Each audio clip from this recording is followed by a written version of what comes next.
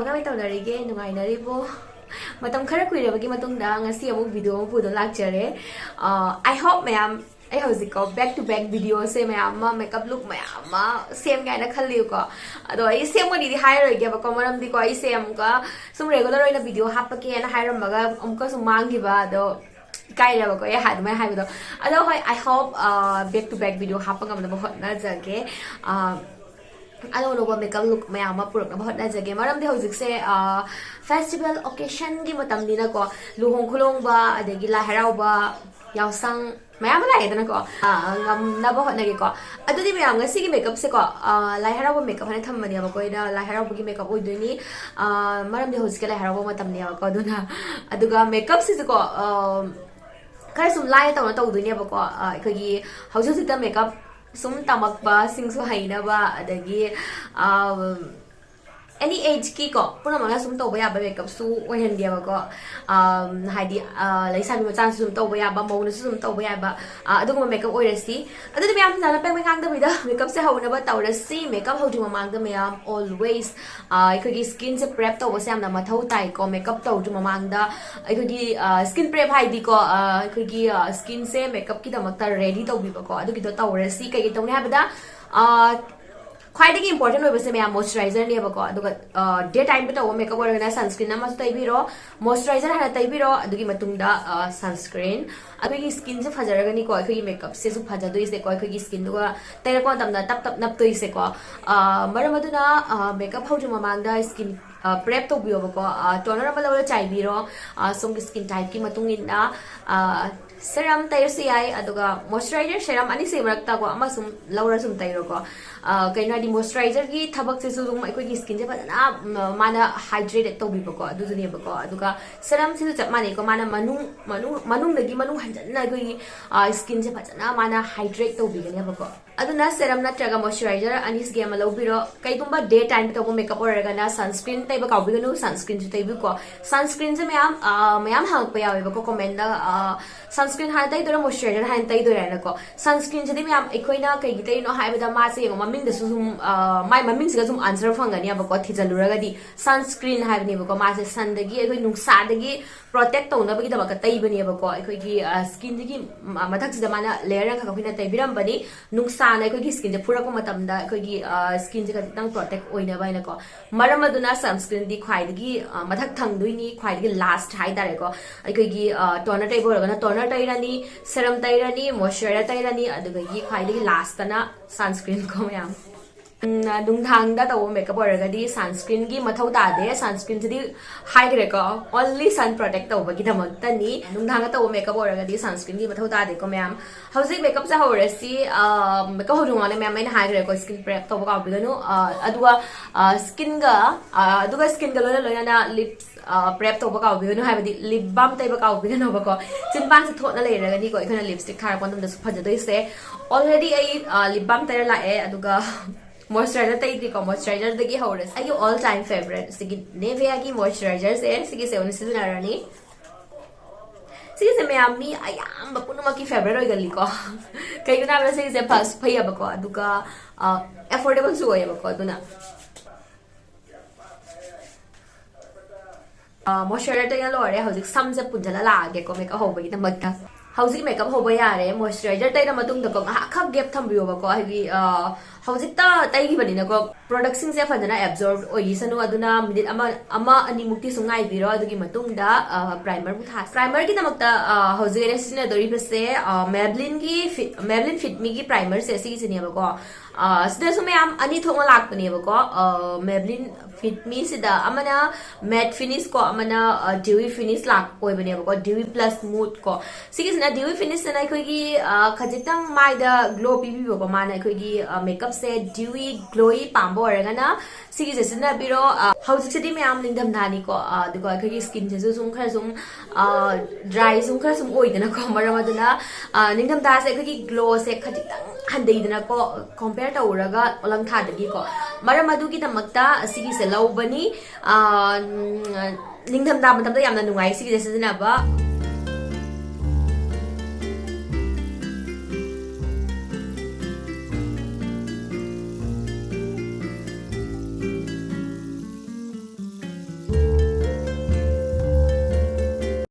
ꯑꯃꯣꯠꯄꯁꯤꯡꯗꯣꯀꯣ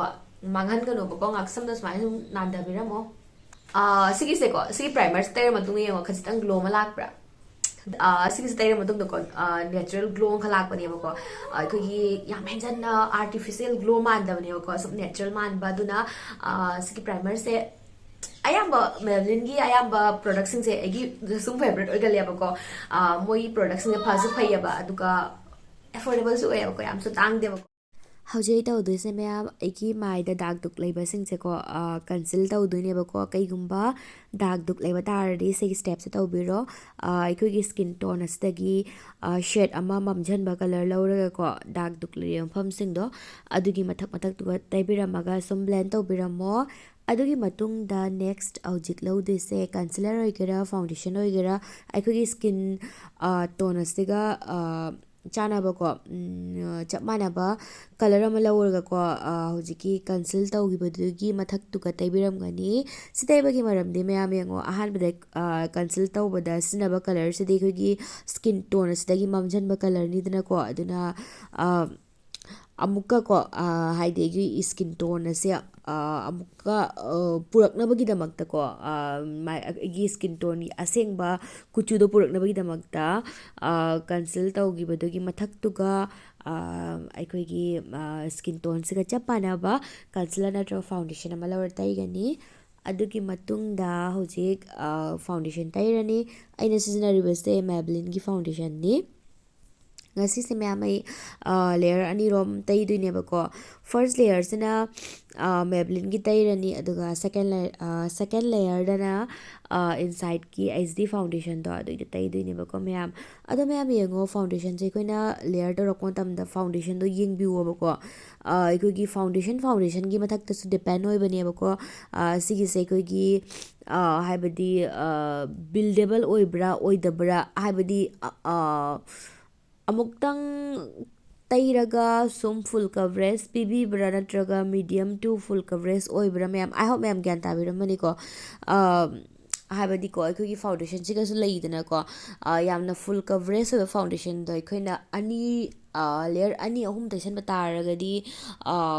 ꯍꯥꯏꯕꯗꯤ ꯑꯩꯈꯣꯏꯒꯤ ꯃꯦꯀꯞꯇꯣ ꯑꯩꯈꯣꯏꯒꯤ ꯐꯥꯎꯟꯗꯦꯁꯟꯗꯣ ꯌꯦꯡꯕ ꯃꯇꯝꯗ ꯐꯖꯔꯣꯏꯗꯅꯀꯣ ꯃꯌꯥꯝ ꯈꯔ ꯀ꯭ꯌꯨ ꯑꯣꯏꯔꯛꯀꯅꯤꯗꯅꯀோ ꯑꯩꯈꯣꯏꯒꯤ ꯃꯔꯤ ꯃꯔꯤ ꯆꯤꯡꯉꯛꯀꯅꯤ ꯂꯥꯏꯟ ꯆꯤꯡꯉꯛꯀꯅꯤ ꯃꯔꯝ ꯑꯗꯨꯅ ꯂꯦꯌꯔ ꯇꯧꯔꯤꯕ ꯐꯥꯎꯟꯗꯦꯁꯟꯗꯣꯀꯣ ꯌꯦꯡꯉꯒ ꯈꯪꯉꯒ ꯇꯧꯕꯤꯌꯣꯕꯀꯣ ꯍꯧꯖꯤꯛꯀꯤ ꯃꯦꯕꯂꯤꯟꯒ ꯏꯟꯁꯥꯏꯠꯀꯤ ꯁꯤ ꯐꯥꯎꯟꯗꯦꯁꯟꯁꯦ ꯁꯤꯒꯤꯁꯦ ꯃꯣꯏꯁꯦ ꯃꯤꯗꯤꯌꯝ ꯇꯨ ꯐꯨꯜ ꯀꯚꯔꯦꯖ ꯕꯤꯜꯗꯦꯕꯜ ꯑꯣꯏꯕ ꯐꯥꯎꯟꯗꯦꯁꯟꯅꯤ ꯃꯔꯝ ꯑꯗꯨꯅ ꯑꯩꯅ ꯂꯦꯌꯔ ꯑꯅꯤꯔꯣꯝ ꯇꯩꯕꯅꯤ ꯑꯥꯏ ꯍꯣꯞ ꯃꯌꯥꯝ ꯀ꯭ꯂꯤꯌꯔ ꯑꯣꯏꯕꯤꯔꯝꯃꯒꯅꯤ ꯈꯟꯖꯩ ꯍꯧꯖꯤꯛ ꯑꯩꯅ ꯂꯧꯔꯤꯕꯁꯦ ꯀꯟꯁꯤꯂꯔ ꯏꯟꯁꯥꯏꯠꯀꯤ ꯑꯩꯆ ꯗꯤ ꯀꯟꯁꯤꯂꯔ ꯑꯁꯤꯒꯤ ꯀꯟꯁꯤꯂꯔꯁꯦ ꯃꯌꯥꯝ OMG ꯌꯥꯝ ꯐꯩ ꯃꯌꯥꯝ ꯃꯥꯒꯤ ꯄ꯭ꯔꯥꯏꯁꯀ ꯍꯥꯏꯔꯨꯔꯒꯗꯤ ꯌꯥꯝꯅ ꯐꯩ ꯐꯨꯜ ꯀꯚꯔꯦꯖꯅꯤ ꯑꯦꯛꯗꯝ ꯃꯥꯅ ꯄꯤꯕꯤꯔꯤꯁꯦꯀꯣ ꯍꯧꯖꯤꯛ ꯃꯤꯠ ꯃꯈꯥ ꯑꯗꯒꯤ ꯃꯤꯠ ꯃꯊꯛ ꯂꯥꯏꯕꯛꯇ ꯈꯖꯤꯛ ꯅꯥꯇꯣꯟꯗ ꯈꯖꯤꯛ ꯀꯣ ꯈꯔ ꯁꯨꯝ ꯍꯥꯏꯂꯥꯏꯠ ꯇꯧꯅꯤꯡꯕ ꯖꯒꯥꯁꯤꯡꯗꯣꯀꯣ ꯑꯗꯨꯒ ꯇꯩꯔꯅꯤ ꯃꯌꯥꯝ ꯑꯗꯨꯒ ꯐꯖꯅ ꯕ꯭ꯌꯨꯇꯤ ꯕ꯭ꯂꯦꯟꯗꯔ ꯑꯃ ꯂꯧꯔꯒ ꯕ꯭ꯂꯦꯟ ꯇꯧꯔꯅꯤ ꯁꯦꯝ ꯐꯥꯎꯟꯗꯦꯁꯟ ꯕ꯭ꯂꯦꯟ ꯇꯧꯈꯤꯕ ꯕ꯭ꯌꯨꯇꯤ ꯕ꯭ꯂꯦꯟꯗꯔꯗꯣ ꯑꯗꯨꯗꯣ ꯂꯧꯔ ꯕ꯭ꯂꯦꯟ ꯇꯧꯊꯣꯛꯆꯔꯦ ꯕ꯭ꯂꯁ ꯑꯃꯨꯛ ꯊꯥꯔꯅꯤ ꯃꯌꯥꯝ ꯀꯩꯒꯨꯝꯕꯀꯣ ꯀ꯭ꯔꯤꯝ ꯅꯠꯇ꯭ꯔꯒ ꯂꯤꯀ꯭ꯋꯤꯠ ꯄ꯭ꯔꯣꯗꯛ ꯁꯤꯖꯤꯟꯅꯕ ꯑꯣꯏꯔꯒꯗꯤ ꯄꯥꯎꯗꯔꯅ ꯁꯦꯠ ꯇꯧꯗ꯭ꯔꯤ ꯃꯃꯥꯡꯗ ꯂꯣꯏꯅ ꯁꯤꯖꯤꯟꯅꯍꯧꯒꯗꯕꯅꯦꯕꯀோ ꯄꯥꯎꯗꯔꯅ ꯁꯦꯠ ꯇꯧꯔ ꯂꯣꯏꯔ ꯃꯇꯨꯡꯗ ꯑꯩꯈꯣꯏꯅ ꯂꯤꯀ꯭ꯋꯤꯠ ꯑꯃꯗꯤ ꯀ꯭ꯔꯤꯝ ꯄ꯭ꯔꯣꯗꯛꯁꯦ ꯁꯤꯖꯤꯟꯅꯕ ꯌꯥꯗꯦꯀꯣ ꯅꯠꯇ꯭ꯔꯒꯗꯤ ꯃꯌꯥꯝ ꯌꯦꯡꯉꯣ ꯑꯩꯈꯣꯏꯅ ꯑꯃ ꯂꯦꯌꯔ ꯃꯌꯥꯝ ꯑꯃ ꯇꯩꯔꯅꯤꯀꯣ ꯑꯗꯨꯒ ꯄꯥꯎꯗꯔꯅ ꯁꯦꯠ ꯇꯧꯔꯅꯤ ꯑꯗꯨꯒꯤ ꯃꯊꯛꯇ ꯇꯩꯕ ꯇꯥꯔꯒꯗꯤ ꯑꯩꯈꯣꯏ ꯀꯣꯔꯣꯟ ꯍꯨꯕ ꯑꯗꯨꯃꯥꯏꯅ ꯑꯣꯇꯣꯃꯦꯇꯤꯛꯂꯤ ꯑꯩꯈꯣꯏ ꯃꯦꯀꯞꯇꯣ ꯐꯖꯔꯔꯣꯏꯕ ꯀꯣꯔꯣꯟ ꯍꯨꯕꯗꯅ ꯍꯨꯔꯛꯀꯅꯤ ꯑꯗꯨꯅ ꯃꯌꯥꯝ ꯌꯦꯡꯉꯣ ꯃꯦꯀꯞ ꯇꯧꯕꯁꯤꯗꯁꯨ ꯑꯩꯈꯣꯏꯅ ꯈꯔ ꯈꯪꯖꯤꯟꯒꯗꯕ ꯑꯗꯒꯤ ꯆꯦꯛꯁꯤꯟꯒꯗꯕ ꯁꯨ ꯃꯌꯥꯝ ꯂꯩꯔꯤꯅꯦꯕꯀꯣ ꯃꯌꯥꯝ ꯑꯗꯨꯅ ꯚꯤꯗꯤꯑꯣꯁꯦ ꯐꯖꯅ ꯃꯨꯟꯅ ꯌꯦꯡꯕꯤꯌꯨ ꯁ꯭ꯇꯦꯞ ꯕꯥꯏ ꯁ꯭ꯇꯦꯞ ꯑꯣꯏꯅꯀꯣ ꯑꯩꯁꯨꯀꯣ ꯃꯌꯥꯝꯗ ꯈꯪꯅꯕ ꯌꯥꯔꯤꯕ ꯃꯈꯩ ꯑꯦꯛꯁꯄ꯭ꯂꯦꯟ ꯇꯧꯕ ꯉꯝꯅꯕ ꯍꯣꯠꯅꯖꯒꯦꯀꯣ ꯍꯧꯖꯤꯛ ꯁꯦꯠ ꯇꯧꯕꯒꯤꯗꯃꯛꯇ ꯀꯣꯝꯄꯦꯛ ꯑꯃ ꯂꯧꯔꯦ ꯑꯩꯅ ꯂꯧꯔꯤꯕꯁꯦ ꯃꯦꯕꯂꯤꯟ ꯐꯤꯠ ꯃꯤꯒꯤ ꯀꯣꯝꯄꯦꯛꯅꯦꯕꯀꯣ ꯂꯧꯔꯒ ꯃꯤꯠ ꯃꯈꯥ ꯃꯤꯠ ꯃꯊꯛ ꯑꯩꯈꯣꯏꯒꯤ ꯀ꯭ꯔꯤꯁ ꯂꯥꯛꯄ ꯑꯦꯔꯤꯌꯥꯁꯤꯡꯗꯣ ꯑꯗꯨ ꯍꯥꯟꯅ ꯑꯩꯈꯣꯏꯅ ꯄ꯭ꯔꯞ ꯁꯦꯠ ꯇꯧꯍꯧꯔꯅꯦꯕꯀꯣ ꯀ꯭ꯔꯤꯁ ꯀꯩꯀꯥ ꯂꯥꯛꯇ꯭ꯔꯤꯉꯩ ꯃꯃꯥꯡꯗ ꯑꯗꯨꯒ ꯃꯌꯥꯝ ꯕ꯭ꯂꯁ ꯇꯩꯈꯤꯕ ꯑꯦꯔꯤꯌꯥꯗꯣ ꯑꯗꯨꯗ ꯊꯥꯗꯣꯛꯄꯤꯔꯝꯒꯅꯤꯀꯣ ꯑꯩꯈꯣꯏꯅ ꯀ꯭ꯔꯤꯝ ꯕ꯭ꯂꯁ ꯊꯥꯈꯤꯕ ꯑꯦꯔꯤꯌꯥꯗꯣ ꯄꯥꯎꯗꯔ ꯕ꯭ꯂꯁꯅ ꯁꯦꯠ ꯇꯧꯒꯅꯤ ꯇꯧꯒꯗꯕꯀꯣ ꯕ꯭ꯂꯁ ꯂꯧꯕ ꯃꯇꯝꯗ ꯌꯥꯝ ꯆꯦꯛꯁꯤꯟꯅ ꯂꯧꯕꯤꯌꯣꯕꯀꯣ ꯖꯁ ꯀꯂꯔꯁꯤꯗ ꯕ꯭ꯔꯁꯁꯦ ꯊꯝꯕꯤꯔꯒ ꯐꯖꯅ ꯀꯟꯊꯣꯛꯄꯤꯌꯨ ꯑꯗꯨꯒ ꯁꯦꯠ ꯇꯧꯕꯤꯌꯨ ꯅꯠꯇ꯭ꯔꯒꯗꯤ ꯌꯦꯡꯉꯣ ꯀ꯭ꯔꯤꯝ ꯊꯥꯈꯤꯕꯗꯨꯒꯤ ꯃꯊꯛꯇꯨ ꯑꯩꯈꯣꯏꯅ ꯄꯥꯎꯗꯔꯁꯦ ꯊꯥꯔꯛꯄ ꯃꯇꯝꯗ ꯇꯞ ꯂꯥꯎ ꯅꯞꯁꯟꯕꯅꯦꯕꯀꯣ ꯑꯗꯨꯒ ꯕ꯭ꯔꯁꯇꯨꯒ ꯄ꯭ꯔꯣꯗꯛꯠꯁꯦ ꯃꯌꯥꯝ ꯑꯃ ꯂꯥꯛꯑꯗꯤ ꯆꯄꯥꯛ ꯑꯣꯏꯅ ꯅꯞꯁꯜꯂꯒ ꯕ꯭ꯂꯦꯟ ꯇꯧꯕꯗ ꯌꯥꯝꯅ ꯋꯥꯒꯅꯦꯕꯀꯣ ꯑꯗꯨꯅ ꯄ꯭ꯔꯣꯗꯛꯠꯁꯦ ꯂꯧꯕ ꯃꯇꯝꯗ ꯑꯦꯅꯤ ꯑꯩꯈꯣꯏꯒꯤ ꯄ꯭ꯔꯣꯗꯛꯠꯁ ꯂꯧꯕ ꯃꯇꯝꯗ ꯈꯖꯤꯛ ꯈꯖꯤꯛ ꯍꯥꯟꯅ ꯂꯧꯔꯒ ꯁꯨꯝ ꯕꯤꯜ ꯇꯧꯅꯤꯡꯕꯗꯣ ꯁꯨꯝ ꯈꯔ ꯁꯨꯝ ꯌꯥꯛꯍꯟꯅꯤꯡꯕ ꯄꯥꯊꯍꯟꯅꯤꯡꯕꯗꯣ ꯑꯗꯣ ꯁꯨꯝ ꯈꯖꯤꯛ ꯈꯖꯤꯛ ꯂꯧꯔꯒ ꯁꯨꯝ ꯇꯧꯕꯤꯌꯣꯕꯀꯣ ꯃꯌꯥꯝ ꯑꯥꯏ ꯍꯣꯞ ꯃꯌꯥꯝ ꯀ꯭ꯂꯤꯌꯔ ꯑꯣꯏꯔꯕꯤꯔꯝꯒꯅꯤ ꯈꯟꯖꯩ ꯍꯧꯖꯤꯛ ꯄꯤꯁꯨꯝ ꯑꯃꯨꯛ ꯌꯦꯛꯑꯁꯤ ꯄꯤꯁꯨꯝ ꯌꯦꯛꯇ꯭ꯔꯤ ꯃꯃꯥꯡꯗ ꯁ꯭ꯄꯨꯂꯤ ꯑꯃ ꯂꯧꯔꯒ ꯐꯖꯅ ꯄꯤꯁꯨꯝꯁꯦ ꯍꯥꯟꯅ ꯍꯥꯠꯇꯣꯛꯆꯔꯦ ꯑꯗꯨꯒꯤ ꯃꯇꯨꯡꯗ ꯕ꯭ꯂꯦꯛ ꯑꯃꯗꯤ ꯕ꯭ꯔꯥꯎꯟ ꯑꯅꯤꯁꯦꯀꯣ ꯀꯂꯔ ꯑꯅꯤꯁꯦ ꯃꯤꯛꯁ ꯇꯧꯁꯜꯂꯒ ꯄꯤꯁꯨꯝꯁꯦ ꯌꯦꯛꯀꯅꯤ ꯑꯩꯒꯤ ꯄꯤꯁꯨꯝꯒꯤ ꯀꯂꯔꯒꯤ ꯃꯇꯨꯡ ꯏꯟꯅ ꯑꯩꯅ ꯕ꯭ꯂꯦꯛ ꯑꯃꯗꯤ ꯕ꯭ꯔꯥꯎꯟ ꯑꯁꯤꯒꯤꯁꯦ ꯁꯤꯖꯤꯟꯅꯕꯅꯤ ꯃꯌꯥꯝ ꯁꯣꯝꯒꯤ ꯄꯤꯁꯨꯝꯒꯤ ꯀꯂꯔꯒꯤ ꯃꯇꯨꯡ ꯏꯟꯅ ꯄꯤꯁꯨꯝꯒꯤ ꯀꯂꯔꯗꯣꯀꯣ ꯁꯤꯖꯤꯟꯅꯕꯤꯌꯨꯀꯣ ꯍꯥꯏꯕꯗꯤ ꯍꯦꯟꯅ ꯑꯃꯨꯛ ꯅꯦꯆꯔꯦꯜ ꯃꯥꯟꯅꯕ ꯄꯤꯁꯨꯝꯁꯦ ꯃꯌꯥꯝ ꯁꯣꯝꯒꯤ ꯃꯥꯒꯤ ꯁꯦꯞꯀꯤ ꯃꯇꯨꯡ ꯏꯟꯅ ꯁꯣꯝꯒꯤ ꯑꯄꯥꯝꯕꯒꯤ ꯃꯇꯨꯡ ꯏꯟꯅ ꯁꯨꯝ ꯌꯦꯛꯄꯤꯔꯣ ꯌꯦꯛꯄ ꯂꯣꯏꯔꯕ ꯃꯇꯨꯡꯗ ꯐꯖꯅ ꯑꯃꯨꯛꯀ ꯁ꯭ꯄꯨꯂꯤꯁꯤꯅ ꯐꯖꯅ ꯑꯃꯨꯛꯀ ꯕ꯭ꯂꯦꯟ ꯇꯧꯕꯤꯔꯝꯃꯅꯤ ꯑꯥꯏ ꯃꯦꯀꯞ ꯇꯧꯔꯁꯤꯀꯣ ꯑꯥꯏ ꯃꯦꯀꯞꯁꯦ ꯌꯥꯝ ꯂꯥꯏꯅ ꯇꯧꯗꯣꯏꯅꯤ ꯀꯨꯏꯅ ꯉꯥꯡꯗꯕꯩ ꯃꯌꯥꯝ ꯍꯦꯛꯇ ꯁꯣꯏꯗꯤ ꯇꯧ ꯂꯩꯔꯦ ꯃꯌꯥꯝ ꯉꯥꯛꯄꯤꯌꯨꯀꯣ ꯁꯣꯏꯈꯤꯕ ꯌꯥꯎꯔꯁꯨ ꯍꯧꯖꯤꯛ ꯑꯩꯅ ꯎꯠꯆꯈꯤꯕ ꯀꯂꯔꯗꯣꯀꯣ ꯈꯔ ꯁꯨꯝ ꯕ꯭ꯔꯥꯎꯟ ꯈꯔ ꯁꯨꯝ ꯈꯖꯤꯛ ꯈꯖꯤꯛ ꯄꯤꯡꯀꯤꯁ ꯕ꯭ꯔꯥꯎꯅꯤꯁ ꯑꯗꯨꯃꯥꯏꯅ ꯑꯗꯨꯝ ꯇꯧꯕ ꯀꯂꯔꯗꯣ ꯂꯧꯔꯦꯀꯣ ꯃꯌꯥꯝ ꯂꯧꯔꯒ ꯀ꯭ꯔꯤꯁ ꯂꯥꯏꯟꯒꯤ ꯈꯖꯤꯛꯇꯪ ꯃꯊꯛꯇꯨꯒ ꯇꯩꯕꯤꯔꯝꯃꯅꯤ ꯐꯖꯅ ꯇꯩꯔꯒ ꯕ꯭ꯂꯦꯟ ꯇꯧꯔꯦ ꯑꯗꯨꯒ ꯃꯤꯠ ꯃꯈꯥꯗꯁꯨꯀꯣ ꯍꯧꯖꯤꯛꯀꯤ ꯀꯂꯔꯗꯣ ꯑꯗꯨꯏꯗꯣ ꯆꯞ ꯃꯥꯟꯅꯕ ꯀꯂꯔꯗꯨꯅꯤꯀꯣ ꯃꯤꯠ ꯃꯈꯥꯗꯁꯨ ꯑꯩꯅ ꯇꯩꯔꯤꯁꯦ ꯑꯗꯨꯒ ꯐꯖꯅ ꯕ꯭ꯂꯦꯟ ꯇꯧꯅꯤ ꯕ꯭ꯂꯦꯟ ꯇꯧꯕꯗ ꯂꯩꯔꯦ ꯃꯌꯥꯝ ꯑꯥꯏ ꯃꯦꯀꯞ ꯅꯥꯟꯕ ꯈꯣꯠꯄꯁꯦ ꯂꯣꯏꯅ ꯕ꯭ꯂꯦꯟ ꯇꯧꯕꯗ ꯂꯩꯔꯦ ꯇꯩꯔꯤꯕ ꯄ꯭ꯔꯣꯗꯛꯁꯤꯡꯗꯣ ꯐꯖꯅ ꯕ꯭ꯂꯦꯟ ꯇꯧꯕ ꯇꯥꯔꯒꯗꯤ ꯃꯦꯀꯞꯇꯣ ꯌꯦꯡꯕ ꯃꯇꯝꯗ ꯌꯥꯝꯅ ꯐꯖꯒꯅꯤ ꯑꯗꯨꯅ ꯕ꯭ꯂꯦꯟ ꯇꯧꯕꯗ ꯃꯇꯝ ꯌꯥꯝꯅ ꯆꯪꯍꯟꯕꯤꯌꯨ ꯆꯦꯛꯁꯤꯟꯅ ꯕ꯭ꯂꯦꯟ ꯇꯧꯕꯤꯌꯨꯀꯣ ꯑꯗꯨꯒ ꯃꯌꯥꯝ ꯄ꯭ꯔꯣꯗꯛꯠꯁꯦ ꯂꯧꯔꯒ ꯑꯥꯎꯇꯔ ꯀꯣꯔꯅꯔ ꯔꯣꯝꯗ ꯃꯤꯠꯀꯤ ꯂꯣꯏꯔꯛꯄ ꯄꯥꯔꯠꯇꯣ ꯑꯗꯨꯗ ꯈꯖꯤꯛꯇꯪ ꯍꯥꯏꯕꯗꯤ ꯀꯂꯔꯗꯣ ꯈꯔ ꯁꯨꯝ ꯗꯥꯔꯛ ꯊꯝꯒꯅꯤ ꯑꯗꯨꯒ ꯏꯅꯔ ꯔꯣꯝꯗ ꯈꯖꯤꯛꯇꯪ ꯂꯥꯏꯠ ꯊꯝꯒꯅꯤ ꯑꯣꯜꯋꯦꯁꯀꯣ ꯃꯌꯥꯝ ꯁꯤꯒꯤꯁꯦ ꯈꯪꯖꯤꯟꯕꯤꯌꯨ ꯍꯧꯖꯤꯛ ꯕ꯭ꯔꯁ ꯑꯣꯟꯊꯣꯔꯛꯑꯦ ꯕ꯭ꯔꯁ ꯑꯣꯟꯊꯣꯛꯑꯒ ꯌꯥꯝꯅ ꯄꯥꯕ ꯀꯂꯔꯁ ꯂꯧꯔꯒꯀꯣ ꯐꯖꯅ ꯑꯃꯨꯛꯀ ꯍꯧꯖꯤꯛꯀꯤ ꯑꯥꯏ ꯁꯦꯗꯣ ꯍꯧꯖꯤꯛꯇ ꯀꯂꯔ ꯊꯥꯈꯤꯕꯗꯣ ꯑꯩꯈꯣꯏꯒꯤ ꯃꯥꯒꯤ ꯖꯣꯏꯟ ꯑꯩꯈꯣꯏꯒꯤ ꯂꯥꯏꯟꯁꯦꯀꯣ ꯍꯥꯔꯁ ꯂꯥꯏꯟ ꯑꯝꯇ ꯎꯗꯅꯕ ꯑꯩꯅ ꯍꯧꯖꯤꯛꯀꯤ ꯀꯂꯔ ꯑꯄꯥꯕꯗ ꯂꯧꯔ ꯇꯩꯔꯤꯅꯦꯕꯀꯣ ꯃꯌꯥꯝ ꯑꯄꯥꯕ ꯀꯂꯔꯁꯦ ꯂꯧꯕꯒꯤ ꯃꯔꯝꯗꯤꯀꯣ ꯀꯂꯔꯁꯦ ꯍꯥꯏꯕꯗꯤ ꯑꯩꯈꯣꯏꯅ ꯑꯥꯏꯁꯤꯗꯣ ꯕ꯭ꯂꯦꯟ ꯇꯧꯕ ꯃꯇꯝꯗꯀꯣ ꯑꯄꯥꯕ ꯀꯂꯔꯁꯤꯅ ꯈꯖꯤꯛꯇꯪ ꯂꯧꯔꯒ ꯕ꯭ꯂꯦꯟ ꯇꯧꯕ ꯇꯥꯔꯒꯗꯤ ꯕ꯭ꯂꯦꯟ ꯇꯧꯕꯗ ꯌꯥꯝꯅ ꯅꯨꯡꯉꯥꯏꯌꯦꯕ ꯃꯔꯝ ꯑꯗꯨꯒꯤꯅꯤꯀꯣ ꯍꯧꯖꯤꯛ ꯈꯖꯤꯛꯇꯪ ꯗꯥꯔꯛ ꯑꯣꯏꯕ ꯀꯂꯔ ꯑꯃ ꯂꯧꯔꯦ ꯗꯥꯔꯛ ꯕ꯭ꯔꯥꯎꯟ ꯈꯖꯤꯛꯇꯪ ꯕꯔꯒꯟꯗꯤ ꯑꯗꯨꯃꯥꯏꯅꯀꯣ ꯀꯂꯔ ꯂꯧꯔꯅꯤ ꯂꯧꯔꯒ ꯑꯥꯎꯇꯔ ꯚꯤ ꯔꯣꯝꯗꯀꯣ ꯃꯤꯠ ꯃꯈꯥ ꯑꯃꯗꯤ ꯁꯨꯃꯥꯏꯅ ꯃꯤꯠ ꯃꯊꯛꯀꯤ ꯀꯨꯅꯥꯔꯣꯝꯗ ꯈꯖꯤꯛꯇꯪ ꯇꯩꯕꯤꯔꯝꯒꯅꯤ ꯑꯗꯨꯒ ꯐꯖꯅ ꯑꯃꯨꯛꯀ ꯕ꯭ꯂꯦꯟ ꯇꯧꯔꯅꯤ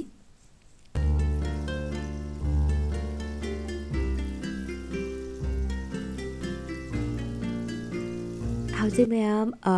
ꯑꯔꯪꯕ ꯍꯥꯞꯄꯁꯦꯀꯣ ꯑꯔꯪꯕꯁꯦ ꯁꯣꯝꯒꯤ ꯁꯦꯂꯦꯛ ꯇꯧꯔꯤꯕ ꯗ꯭ꯔꯦꯁꯇꯨꯒꯤ ꯃꯇꯨꯡ ꯏꯟꯅ ꯁꯦꯂꯦꯛ ꯇꯧꯕ ꯌꯥꯏ ꯀꯩꯝ ꯀꯥꯏꯗꯦ ꯑꯩꯒꯤ ꯑꯣꯏꯅꯀꯣ ꯁꯤ ꯀꯂꯔꯁꯦ ꯂꯧꯔꯒ ꯁꯨꯃꯥꯏꯅ ꯇꯩꯕꯤꯔꯝꯃꯅꯤ ꯑꯍꯥꯡꯕ ꯃꯇꯦꯛꯇꯣ ꯑꯗꯨꯒ ꯕ꯭ꯔꯁꯁꯤꯅ ꯁꯨꯝ ꯈꯔ ꯁꯨꯝ ꯕ꯭ꯂꯦꯟ ꯇꯧꯕꯤꯔꯝꯃꯅꯤ ꯍꯧꯖꯤꯛ ꯀ꯭ꯂꯤꯟ ꯕ꯭ꯔꯁ ꯑꯃ ꯂꯧꯔꯦꯀꯣ ꯀ꯭ꯂꯤꯟ ꯕ꯭ꯔꯁ ꯑꯃ ꯂꯧꯔꯒ ꯐꯖꯅ ꯑꯃꯨꯛꯀ ꯁꯨꯃꯥꯏꯅ ꯇꯧꯅ ꯑꯃꯨꯛꯀ ꯕ꯭ꯂꯦꯟ ꯇꯧꯕꯤꯔꯝꯃꯅꯤ ꯀꯣꯟꯇꯣꯔ ꯅꯣꯁ ꯀꯣꯟꯇꯣꯔ ꯑꯃꯨꯛ ꯇꯧꯁꯤꯀꯣ ꯃꯌꯥꯝ ꯀꯣꯟꯇꯣꯔ ꯄꯥꯎꯗꯔ ꯑꯃ ꯂꯧꯔꯒ ꯑꯃꯨꯛ ꯕ꯭ꯔꯁ ꯈꯖꯤꯛꯇꯪ ꯄꯤꯛꯇꯛ ꯇꯧꯕꯁꯤꯅ ꯑꯩꯈꯣꯏꯒꯤ ꯅꯥꯇꯣꯟꯁꯦ ꯀꯣꯟꯇꯣꯔ ꯇꯧꯕ ꯃꯇꯝꯗ ꯅꯨꯡꯉꯥꯏꯌꯦꯕꯀꯣ ꯑꯗꯨꯅ ꯈꯔ ꯄꯤꯛꯇꯛ ꯇꯧꯕ ꯑꯥꯏ ꯁꯦꯗꯣ ꯕ꯭ꯔꯁꯅꯤꯀꯣ ꯑꯩꯅ ꯂꯧꯔꯤꯁꯦ ꯑꯥꯏ ꯁꯦꯗꯣ ꯕ꯭ꯂꯦꯟꯗꯤꯡ ꯕ꯭ꯔꯁꯅꯤ ꯁꯤꯁꯦ ꯂꯧꯔꯒ ꯅꯣꯁ ꯀꯣꯟꯇꯣꯔ ꯑꯃꯨꯛ ꯇꯧꯔꯅꯤ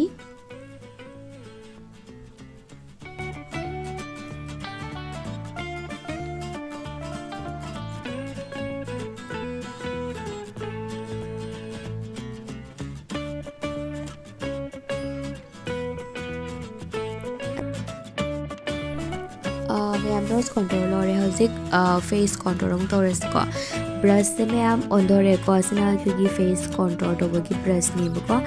ꯑꯩꯈꯣꯏꯒꯤ ꯃꯥꯏꯒꯤ ꯈꯖꯤꯛꯇꯪ अचौबा पार्टसिंगदको सुम contour sigi matengdako illusion ama pibiramba yai ko khara sum cut tawbiramba yai ma'am contour kamai tawgani habagi video already gi channel da yawbani ko fajana step by step oina khangning ba taragadi chala check tawbiu sumi phangani ko hojik ma'am mid makha da ko gi highlighter do lawrani highlighter lawraga inner corner da khachik aduga mid makha sta sumai tawna happy ramgani sne ko gi mid seng madam da yamna phaja tholi ko habadi kar fresh oi tholi aduga khar law thok pu sumala leba ko mid se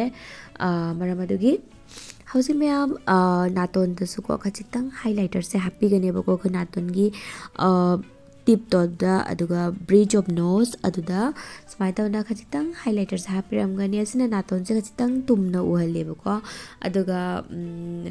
high point सिंग अदुदा को लोइना highlighter happy रम गने सोमना highlight तोनिंग बे area सिंग दुगा ma'am सुम तैबिउ कइम काहि देखो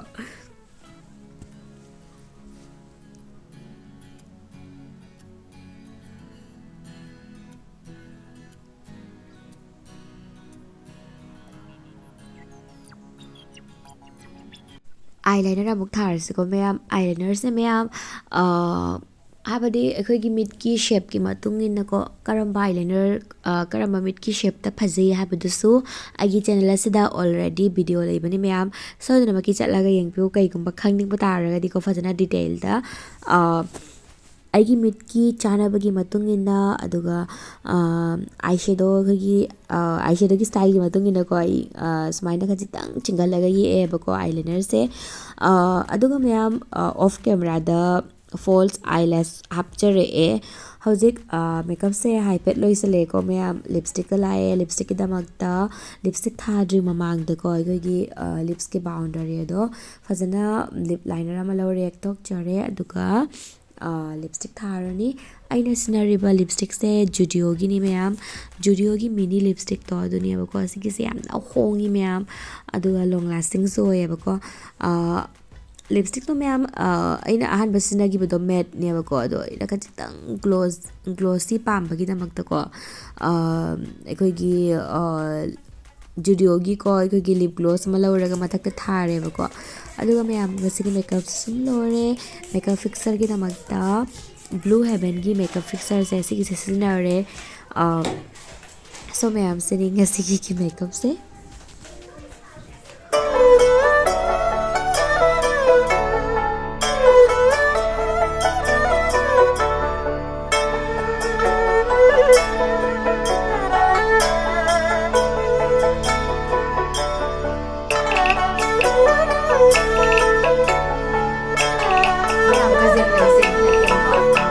इमानबी बला हिने बको thank you so much बला कजिन मई बीबी बगी दा मक्ता सनी मैम आगे फिरोन करी कक्सिगा फिरोन करी कक्से इग्नोर तो बियो बको ओनली जस्ट मेकअप से यंग बियो एगोंद लेजबदो अदुना सुमैना सुम खरा सुम स्टाइल तौर उज्जबनी सो आई होप मैम गसे की मेकअप लुक से पाउंगना ना खंजे कई गुंबा पामी बतारगदी वीडियो से सोइदनमकी लाइक तौर मत तू को अदुगा शेयर तो वीडियो से सपोर्ट तो बियो मथंग दसु को मैम ना सुम सपोर्ट तो बिबो को लाइक तो बिबो रगदे मोटिवेट होयबको मैम मखल मखल वीडियो से निंबो फावी मरमदना मैम प्लीज मरमदना मैम कईगुंबा वीडियो से खजितंग फाव पकाना फंगलगदी को प्लीज लाइक तौर चटपिउ कमेंट तो बिरमबको मथंग करी वीडियो से बोगे हबदो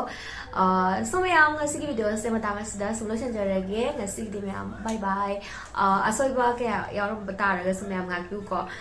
ngasi di मतंग असदा सुनो संजरगे बाय